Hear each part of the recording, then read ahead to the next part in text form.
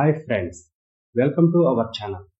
Matches star Gopichand ఎన్నో ఏళ్లుగా ఒక మంచి హిట్ చిత్రం కోసం ఎదురు చూస్తున్నాడు. పట్టువదలని విక్రమార్కుడిగా విజయం కోసం ఇండస్ట్రీపై యుద్ధమే చేస్తున్నాడు. మంచి మంచి కథలను ఎంచుకుంటూ ప్రేక్షకులను హిట్ ఇవ్వలేకపోతున్నారు. అయినా కూడా ఈ హీరో ఎలాగైనా హిట్ కొట్టాలని స్టార్ డైరెక్టర్లు మంచి బ్యానర్లలో మూవీస్ చేస్తున్నారు.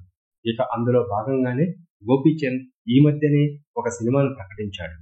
గాజీ, IB71 సినిమాలతో తనకంటూ ఒక ప్రత్యేకమైన గుర్తింపు తెచ్చుకున్న దర్శకుడు సంకల్ప్ రెడ్డి. ఇతని దర్శకత్వంలో నటించడానికి గోపీచంద్ అంగీకరించాడు. శ్రీనివాస్ చిట్టూరి నిర్మిస్తున్న ఈ సినిమా ఈ మధ్యనే పూజా కార్యక్రమాలు జరుపుకుంది.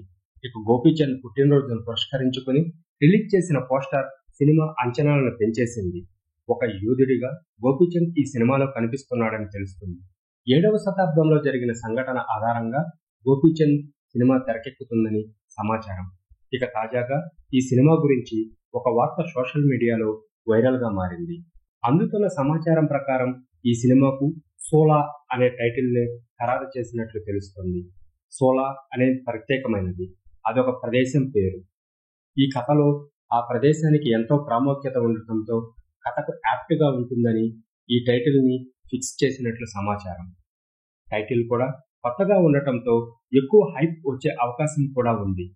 ఇక త్వరలోనే ఈ టైటిల్ ను మేకర్స్ అధికారికంగా ప్రకటించనున్నారు.